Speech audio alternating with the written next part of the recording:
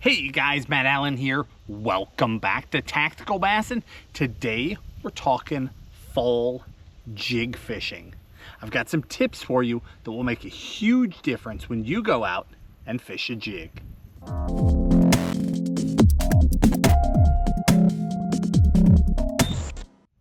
Jig fishing gets back to the core of bass fishing. This is one of those big bass techniques that just works year-round. Now, jigs can be a rabbit hole. We've got so many different head shapes, sizes, colors. They're designed for different techniques at different times. It's incredible how far into this we can go, but today we're going to strive to stay focused, and we're going to talk about jig fishing in the fall. And we're going to take a pretty strong swing into the finessier end of jigs, and I'm going to make a case for why that is really important. Jig fishing is one of my personal passions. I love throwing a jig year-round. Fall is one of my favorite times to throw it because bass are condensing down in the places that they're hiding. It's getting a lot easier to find them, a lot easier to target them, and a jig is an incredibly effective tool to do it. In fact, in the fall, the vast majority of my fishing is done quickly. Power fishing, swim baits, underspins, top waters, Alabama rigs, crankbaits, fast moving baits. Almost the only exception to that is the jig.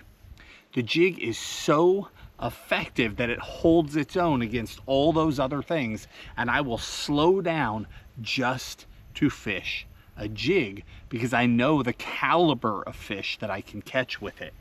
Now, we're going to take a little bit of a deep dive here. Again, we're headed into the finesse ends of things, but first, let's talk about, the same thing we always start our jig videos with. If you could only have one, because not everybody wants to take the deep dive. And I get that.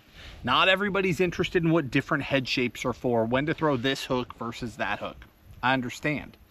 So if you want to throw a jig and you want to throw it effectively this fall, in my opinion, there's only one that you just absolutely have to have, and that is a pitching jig. So an Arky style head, a 1/2 ounce pitching jig, and that color is called the go-to. If I could only have one, I took this one right off a rock, or right off of a rod, and it has been beat to death. This one has been through it. But there's that pitching jig in the go-to, and I would pair that up if I could only have one trailer. It's this guy right here by NetBait. That's the 4-inch Paca Slim. See him on there?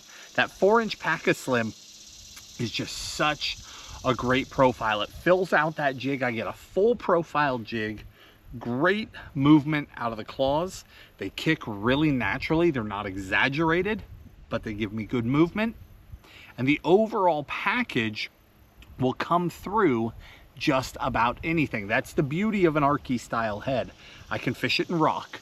I can fish it in wood. I can fish it in grass. I can fish it on mud bottom. You can do everything with it. So if you want to take the simple road today, you want to bail out of this video early, I don't blame you. I understand. If you could have only one, it's that one right there. And if you open the video description below the video, that will be the first link. I'll give you the jig and the trailer before everything else that we're going to dive into. Now, for the rest of you, those who want to take the deep dive, we're about to get into some serious jig fishing, okay? As we go into fall, bass have seen a lot of baits. They've been getting fished hard all year. These are not fish that just pulled up into the shallows fresh in February and March, and they haven't seen a bait for a while, and here you come. These aren't fish that have been living under the ice all winter, and you're the first shot at them. These are fish that have been through the ringer. They've seen it all. They've been run over by boats over and over and over. They're pretty leery. As the grass has died back in most of the country, there's a few places in the south where that's not taking place. And for those guys, they know how to fish grass. You don't need me today. I'm going to talk to everybody else. You should probably still listen in though. For everywhere else where the grass has begun dying back, the fish pull into that hard cover. And that becomes a major deal. Now in lakes that don't have a lot of grass to start with, fish will pull out to those outside edges. And what I mean is, like if you're in a highland reservoir, not a lot of grass, they're gonna be out on long tapering points. They're gonna be on rock piles, pinch points in the lake where, you know, 2 points come out and they're pretty close together. There's not a lot of distance between them. They'll be there hunting that middle ground. But in lakes where there's a lot of grass and it's been dying back, they go to the hard structure. So you're gonna see a move to rock, you're gonna see a move to wood, laid down wood, dock pilings, standing timber, things like that. They're gonna pull up to that stuff and they're gonna sit right up against it. And the pitch and jig, that style head, is so efficient at fishing wood. It is a major deal for me in the fall, because again, with that rounded style head that we've got there, wood in particular, you know, you get branches coming off your main tree. A V or a pointed head, which is a grass type head, a flipping head, a grass head, a lot of swim jig heads, they'll stick in the V's of those branches and they get stuck bad. Whereas a rounded archy style head, it'll hang there, but it hasn't wedged in. And you can usually shake them and get them to come up through that stuff. So I love a pitching style head when I'm fishing that hard wood. It's so good for pulling through that wood, and then you drop it back down, let it go to bottom. Work it up, pop it over the branch, let it fall back down. And here in a minute, we'll talk specifics on how I like to target fish in laydowns. We'll come right back to that in just a second, because I think that's really important, and I want to take a few minutes to talk about that even before we get into the rest of these baits, because we're going to talk football jigs, we're going to talk micro jigs. I've got a lot of stuff for you today. But back to this pitching style head. One major thing that I've been doing the last few years is throwing that compact pitching jig, and a lot of you know that. This year is no different. Here's that full-size pitching jig. Again, if you could only have one, it's that one, because there's times where I want that full size. And I'm not gonna carry a whole bunch of jigs with me, right? But this is the compact pitching jig. Very similar head. The difference is in the hook. The hook is a much shorter shanked hook, more, almost a ½ inch shorter, I would say, and it's lighter wire. The result is that I can throw that compact pitching jig on much lighter line. Again, these fish have been beat on. We started with that, right? These aren't fresh fish. These aren't fish that haven't seen a bait. So I'm able to drop to lighter line and still fish very effectively. Now, if we're thick in a laid down tree, I'll lean to that full-size pitching jig because I want that hook. I want to hit them on like 18 to 20 pound leader, and I want to drag them up out of there so I don't get broken off, you know, sawing inside that tree. But if I'm fishing the edges of wood, or if I'm fishing dock pilings where it's a lot less likely that I'm going to get buried in that stuff, that compact pitching jig allows me to go down to lighter line. I can throw it on 12 to 14 pound, 15 pound, anything like that. I'll be able to set that hook no problem, and I can just get more bites from those wary fish. It's still a full-size jig. This is the X-Zone Muscleback Craw, and it's that smaller 3.5 size. So overall profile, same concept right here. Full size with a pack of slim. Here, compact with that X-Zone on it. Same thing, similar kick, downsized profile, oftentimes equals more bites. Now again, if I'm in the thick stuff, I go with full size. And if I could only have one, I go with the full size. But if you're gonna experiment, if you're going to branch out, that compact pitching jig with that downsized trailer can get a lot of extra bites. Now, let's pause right there and let's talk specifically about fishing wood and fishing laydowns, because this is something sometimes we glaze over. We do it a lot. You see it a lot in videos where we drag fish out of laydowns. but you don't necessarily, I don't necessarily take the time to explain how I approach them. And it's exactly opposite if I'm on shore, if I'm fishing from the bank, and if I'm fishing from a boat, okay? They're polar opposites, but the concept is the same. If I approach a laydown from shore, I will always fish the part of the tree that is nearest the shore first. So what I like to do is flip right up against the side of the main trunk of the tree going into the water.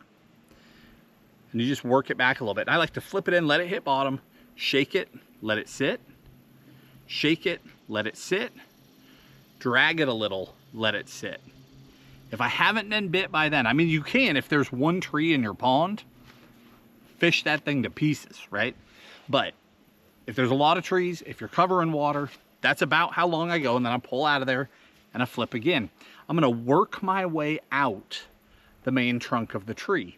That way, if I get a bite, and the same thing applies to docks, fish it from the inside out. If you get a bite and you stick one and you drag them to shore, you don't drag them by all the other fish. You're a lot less likely to spook them, to shake them up, to mess everything up for yourself. So get that fish to the bank, then continue working your way out, and you will tend to get a lot more bites. Now the reverse is true from a boat. I will start at the outer limit of the tree. I'll fish the outer little small branches that stick out first before I work myself into the center. Then I work up that main trunk. Now, I can tell you without ever looking at the laid down tree that you like to fish, almost every giant that I have ever pulled out of a laid down tree, I don't care how big it is. I don't care if it sticks 5 feet in the water or it's a huge pine tree that's laid out there 100 foot. Almost every time that I've caught a giant, it's in either a fork in the main trunk or a twist in the main trunk, or it's where a major branch comes off the main trunk. The giants are rarely out on the edges. They're in a change in the main trunk of that laid down tree. That's always where those giants sit. So keep that in mind. As you pull up and you're working the outer edges, know and you're looking for where you think the best fish would be. Then when you're ready, you make that pitch. But know that you need to be on point, because that's the one that is most likely to get you a monster bite. And that's true from shore or from boat. Pay attention to the shape of that trunk of that tree. If you see a big branch coming off, a big fork in it, that is your spot. Now, on a dock, again, same thing. Fish it from shore, fish the pilings that are closest to you first and work out. If you're on the outside, fish the pilings on the outermost and work in. With docks, almost without exception, the biggest fish take the darkest shade. Now that's always true in summertime, always. In the fall, sometimes they'll be branching out, right? Because they're feeding. They might be sitting out on a corner post. But if it's the middle of the day, they always take the darkest shade. So keep that in mind. Those key flips are gonna be that piling in there that's the hardest to get to. That's the one you want to reach. All right, well, let's set that aside. Let's come back. Let's talk jigs again, specifically. I only grabbed a handful of jigs for you today because I really do, as much as I want to go down a rabbit hole, I also don't want to give you too much. I want to give you my key confidence, the key baits that I just know day after day after day I'm going to be throwing. And then we'll build from there so that you can fish with confidence. So the next one is a football jig. And there's a lot of different styles of football jig, right? They come with all kinds of different hooks, heavy wire hooks, light wire hooks. Micro jigs is separate. So even though there's micro football, so we'll come back to that. We're talking full size football jigs right now. If I could only have one, it's always going to be a finesse football. So a lighter wire hook football jig for fall bass. Typically where you're going to see me pull this out is reservoir fishing. Okay, so highland reservoirs, lowland reservoirs, places where fish are going to get on outside structure, or maybe I'm dragging down a point, I'm fishing rocky corners. Again, pinch points, high spots, so humps out in the lake, island tops out in the lake, big main lake points that separate two arms of the lake. Different things like that is where you're going to see me fish a football jig. And a football jig is an amazing concept. And again, this one's all beat up. Every one of these major jigs, I grabbed one of my jig rods and I cut it off for this video. These are baits that I have fished, baits that I have beat up. This trailer's been through it, right? It's full of teeth marks. I love these baits. There's no way around it. So with the finesse football, if I could only have one, it's a 1/2 ounce, no question. Sometimes I go up to a 5/8, sometimes I go down to a 3/8, depending how deep I'm fishing. But a 1/2 ounce, that's absolutely the bread and butter. And then for a trailer, I actually basically only have one. The 5-inch Yamamoto double tail grub. That's this guy. Now, I'll throw that in a bunch of colors, but that is my favorite trailer for football jig fishing.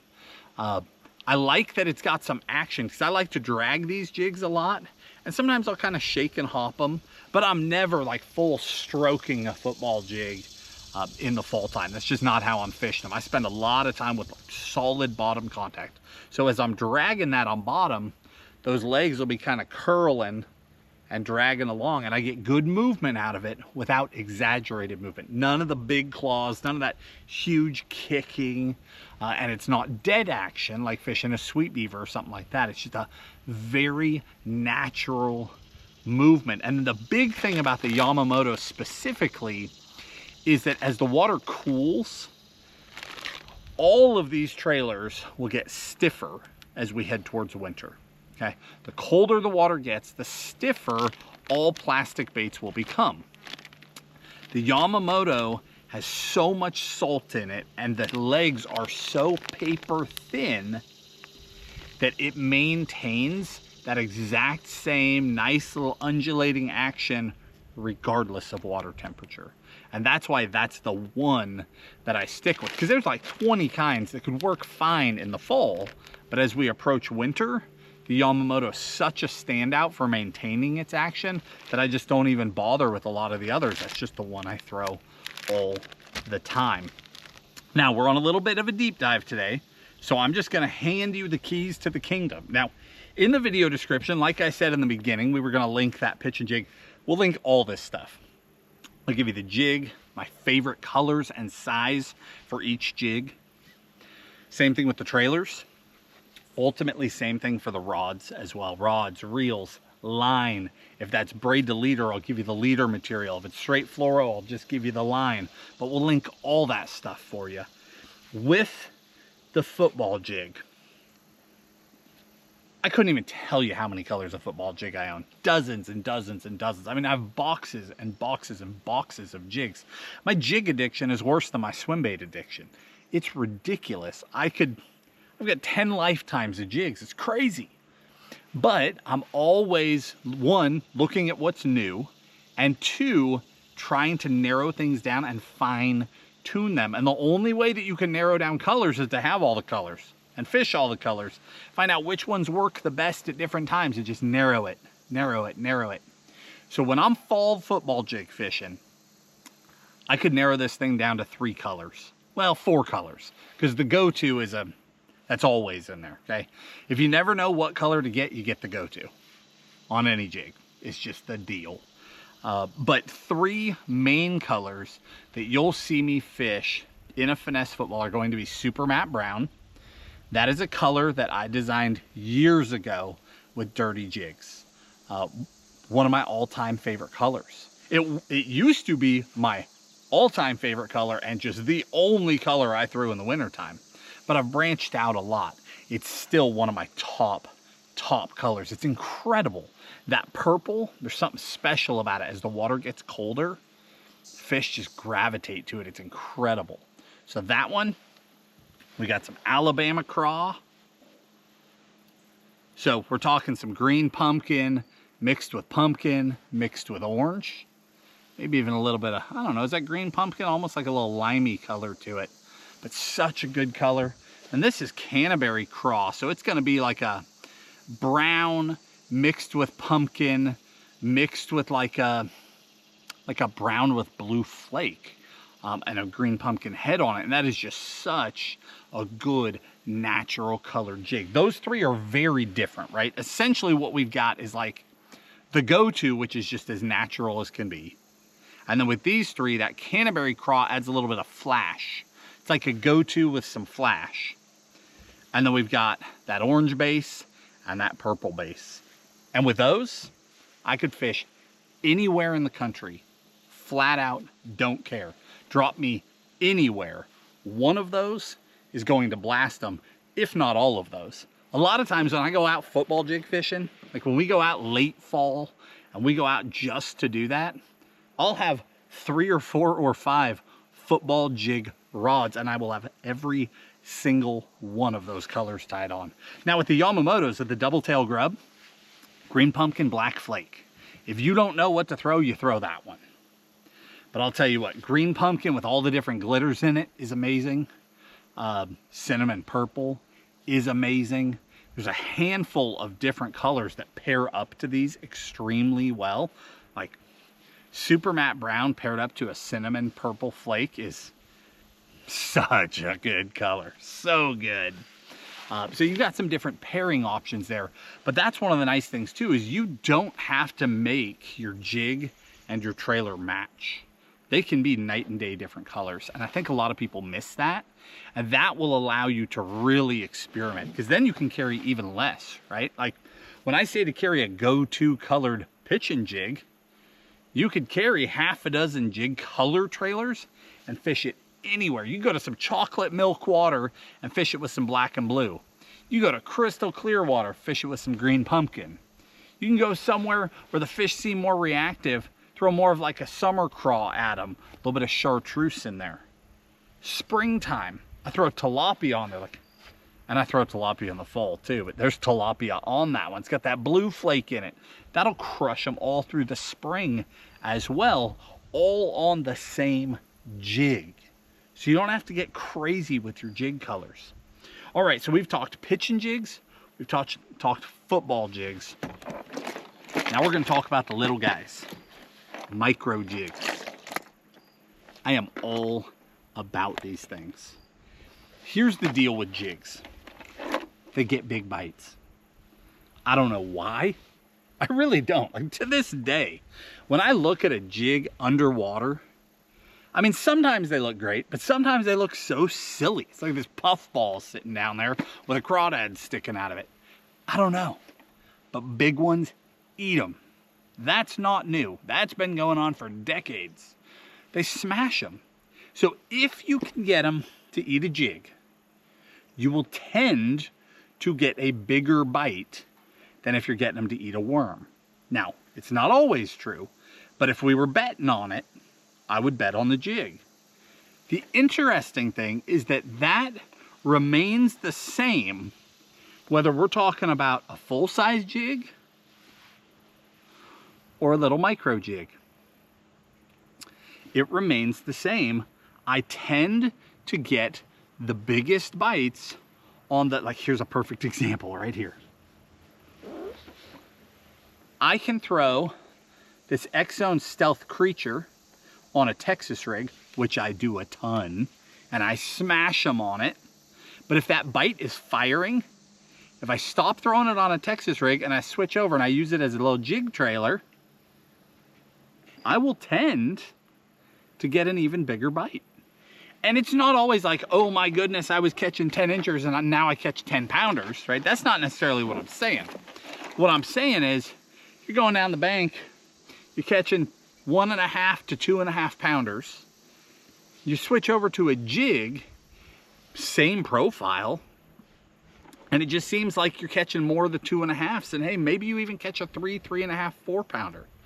It just gets those better bites. Now, micro jigs, I own tons of these things, right? I have really expanded in this category in recent years, and Tim has too. We throw a ton of this stuff. The biggest thing, like this looks like a ton of jigs, and it is, but a lot of it is like multiples of the same jig, right? There's really three main styles of jig in here. There's like the Kitech tungsten footballs, and there's some oddballs in here as well, but the main jigs that are in here, Kitech tungsten footballs, then the Nishini jigs, which you guys have seen me blast on recently. So like these guys right here, little Nishinis, and then the missile baits. And the missiles, they come in a football, and then they also come in the even smaller, like casting type head, almost like a pill type head. But that's it. I mean, it's a big box of jigs, but that's the gist of what is in here. And again, we now know you don't have to go crazy on color, right?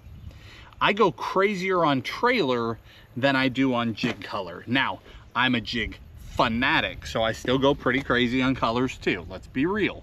But you don't have to, right? If you've got something in the green pumpkin tones, you've got something in the brown purples, something in the brown oranges, or if you like throwing blacks, a black and blue, you're in business. You are in business. After that, we're talking trailers. In fact, I had them sitting here. I forgot they were sitting here. Here's three perfect examples. Here's a Kitech football, so a tungsten. I've got that with the little Pakistan, the tiny Paka in there. Such an amazing, ooh, that motor doesn't sound good. Ooh, I don't know if you guys heard that, but that guy took off and that motor does not sound right. Anyway, Kitech football jig with that tiny Paka in there. Lots of action in a super downsized profile. Then I've got this one, which is a missile football. And on the back of that, again, I've got that X-Zone stealth creature in there. So it's more of a longer, slender profile. And when I'm dragging, the tails on that creature will act a lot like that big Yamamoto grub. It's crazy to call that big. That didn't used to be big. That used to be my finesse jig, but the world has changed.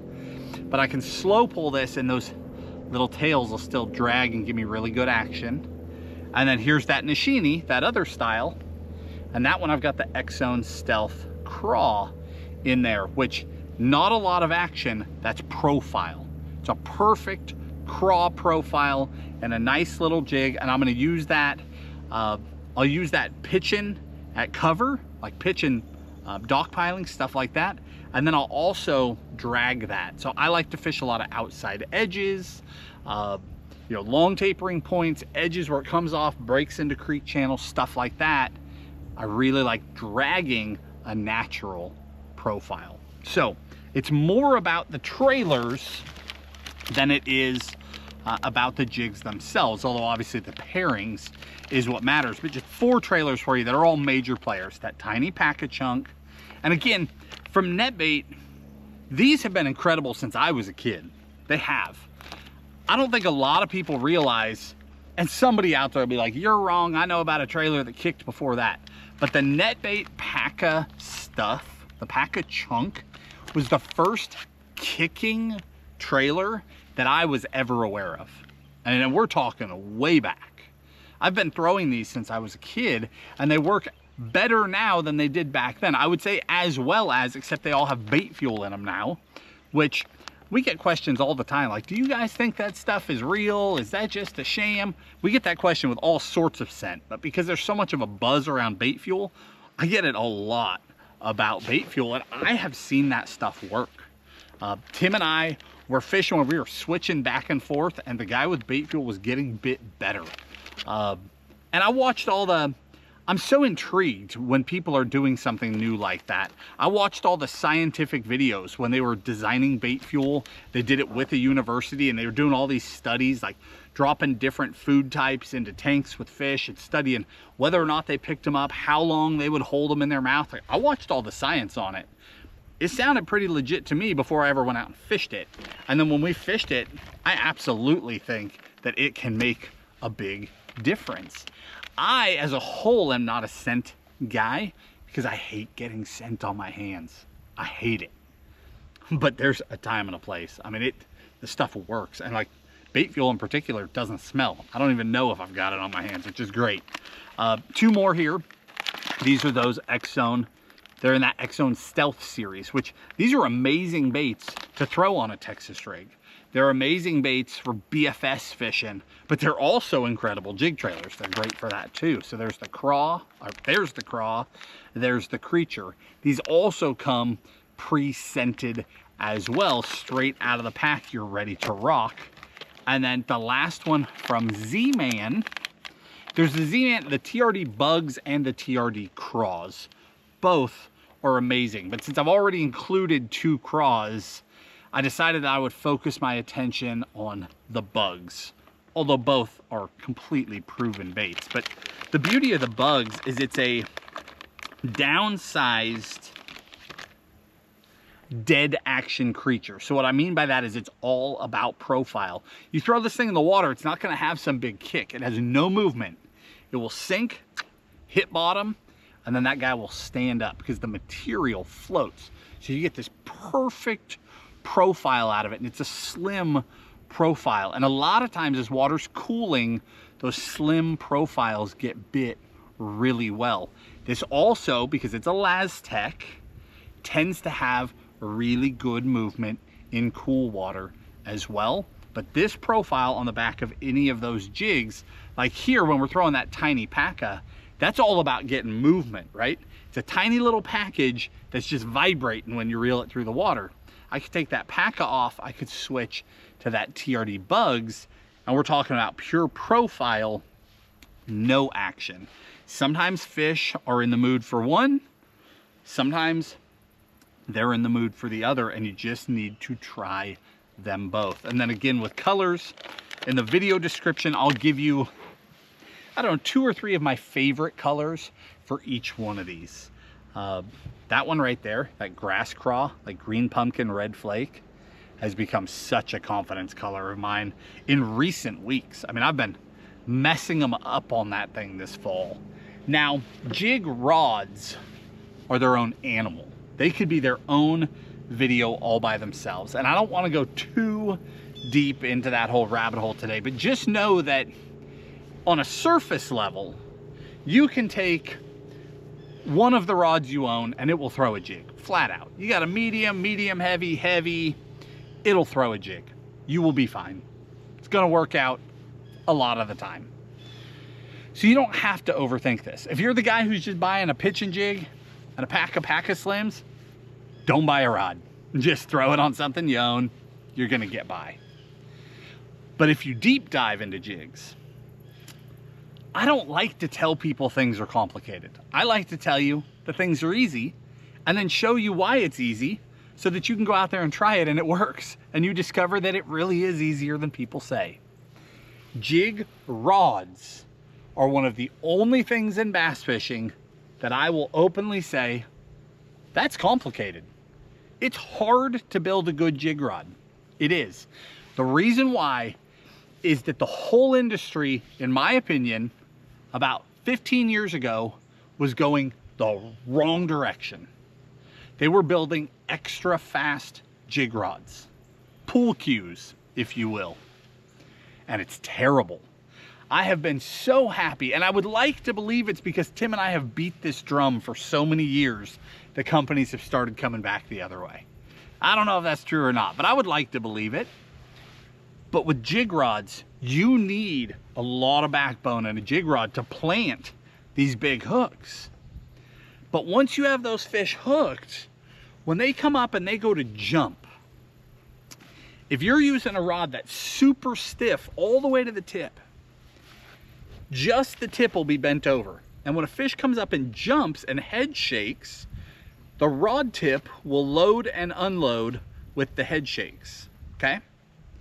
And it creates moments of slack in your line, and that's when they come off.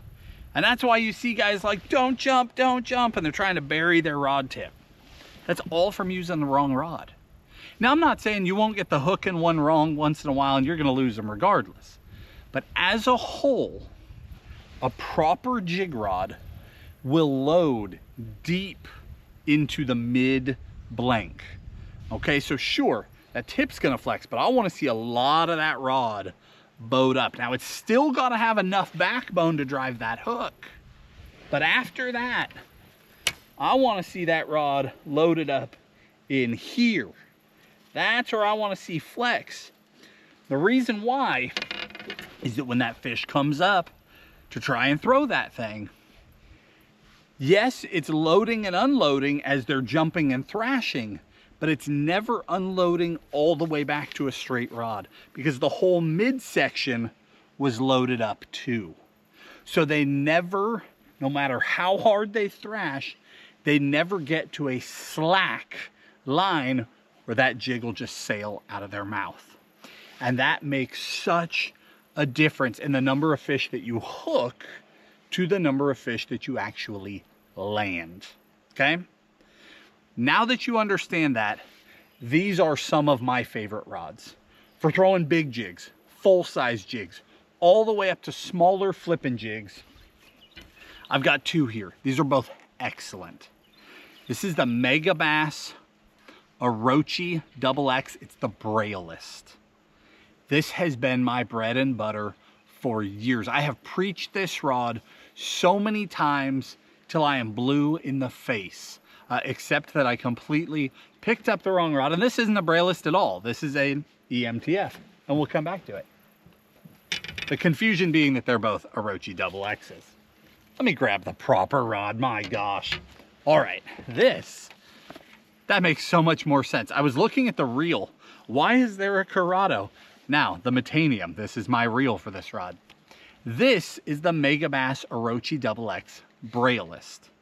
This rod has that soft tip section, but it loads so well through the mid. And this has been my bread and butter for so many years. This rod has gained such a following. This one rod model has gained such a following that there was almost a 2-year period where you couldn't get one. These days, they are more available. Mega Bass obviously stocks more of them. People are able to get them. You can get that rod. It's an incredible rod for throwing 1/2 ounce and up, pitching and flipping type jigs. It's also an excellent rod for Texas rigging, throwing like weedless underspins, throwing a lot of swim jigs. There's a lot of things that I do with it because it's not the most inexpensive rod on the planet. It's not crazy high end either. It's right in the middle. It's an amazing rod for the money, but you can do a lot of things with it besides throw a jig. I pair that up to a Metanium, which is just an unbelievable combo. And then I fish typically 40 to 50 pound braid, and then I'm tying my leader onto that, 12 to 20 pound, depending on exactly which jig I'm throwing. One other thing, I recently saw a comment where somebody was asking about the braillist, whether or not it was a tip heavy rod. And that brought up something interesting for me. I really like my jig rods to balance a certain way. I like the balance point to be just out in front of the reel, right about, a little further, right there. I have discovered that if your rod is tip heavy, which means you're leaning out here and that sucker's still going nose down, it feels like it weighs 1,000 pounds in your hand, and it is not a pleasure to fish with. But if it's too tip light, meaning all the weight is in the back and it just wants to stand up on its own, like I'm back here at the reel and it's still popping up. If a rod is built like that, I have found through the years that I overwork my jig. Like the rod wants to come back at me, so as I'm pulling and popping a jig, I do it too much. I have found that a balance point just in front of my reel, especially because I always keep a finger out. I like to touch that blank when I'm jig fishing a lot. That is my perfect balance point where I'm aware of that jig. I feel what's going on, but I'm not tempted to overwork it, and the rod's not heavy. It's not dragging my arm down and miserable to fish with. This combo is a dream. Another one that we recently reviewed, this is from Shimano in the X-Pride line. You guys know how much we love X-Prides. This is the 7.4 Heavy.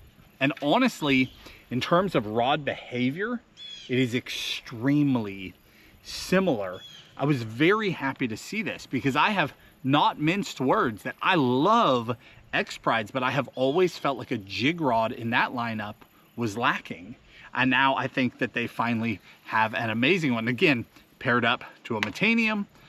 I jig fish a lot, so I put really good quality reels on these rods, paired up to braid. Again, this time pink and purple versus green, but 50-pound braid, and then I tie my leaders accordingly. Both such good combos. Now, when I go to a football jig, by the way, the balance point, I played with this earlier today, I was intrigued. The balance point on these two rods is almost identical. Now, over to that EMTF. This rod, balance point wise, is the exact same. Where's it at? It's right there. Perfectly balanced. That is my sweet spot when it comes to a jig rod. So for throwing finesse footballs are sort of funny because I throw a lot of half and I throw a lot of 5/8. So they're heavy jigs, but they're very light wire hooks compared to a pitching jig. So obviously you're not going to want to throw those on the same rod, right? You're going to bend this one out if you pull too hard. So the reason why I use that lighter jig, by the way, or that lighter hook, the reason why I throw a finesse football is, again, late season, I can go to way lighter line, 10 to 12 pound. I go as high as 15 if I'm in a lot of rock, but 10 to 12 pound, you can hammer fish on that finesse football and you're gonna get them. You're not gonna have any bend out issues, nothing like that. So I can get more bites with that lighter hook because I can go to lighter line. Now for the rod, again from Megabass, Orochi XX, this rod, to my knowledge, was never designed for football jig fishing. They designed this for moving baits, treble hooks, stuff like that. But I'm telling you, in my own fishing through the years, I have found this rod to be a dream for fishing 1/2 to 5/8 ounce finesse footballs.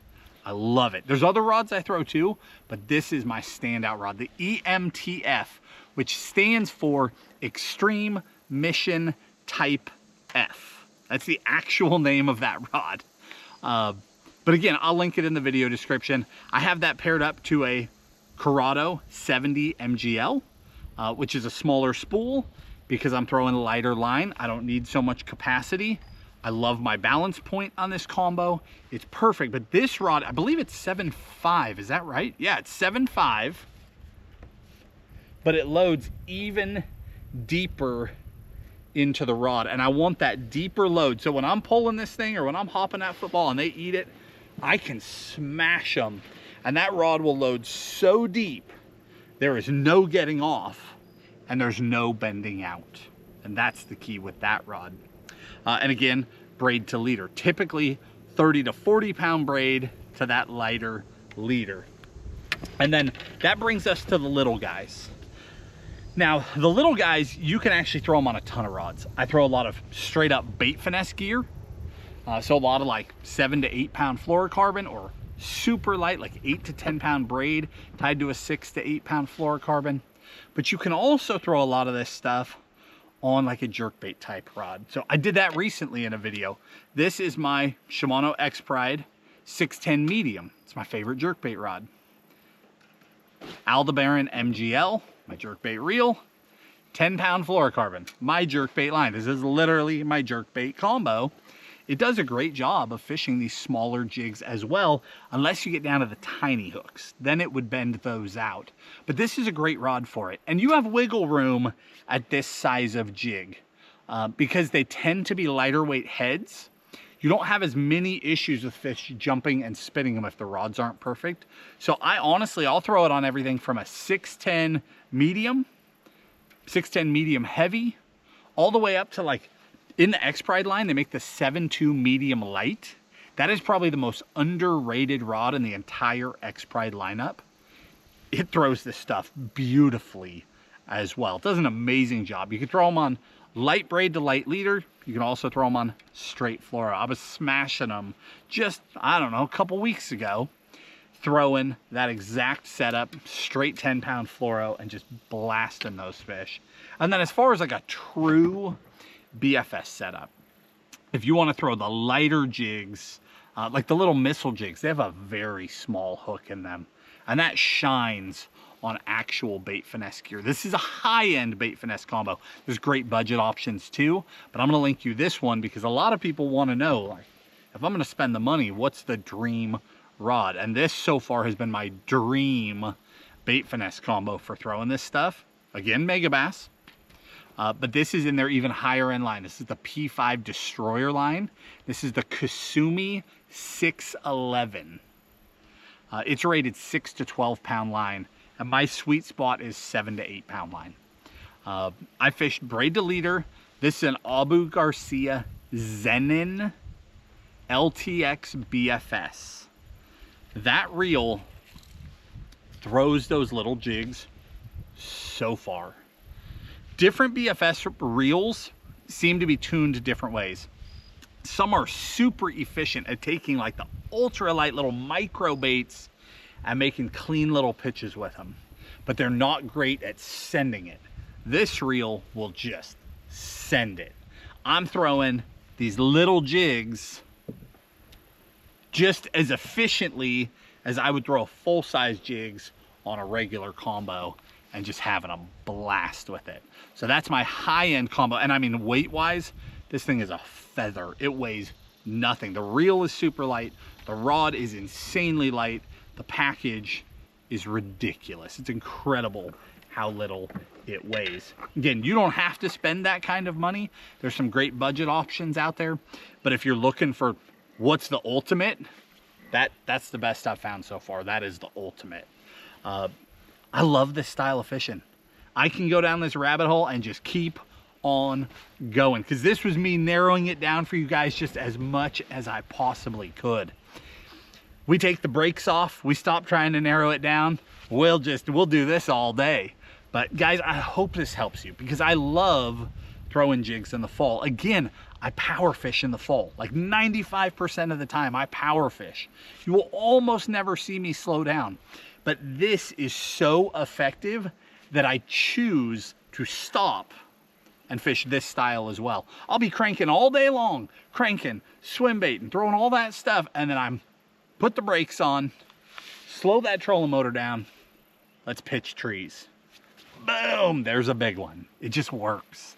Guys, if you enjoyed the video, I hope you did, hit that like button, subscribe to the channel, and we'll talk to you soon.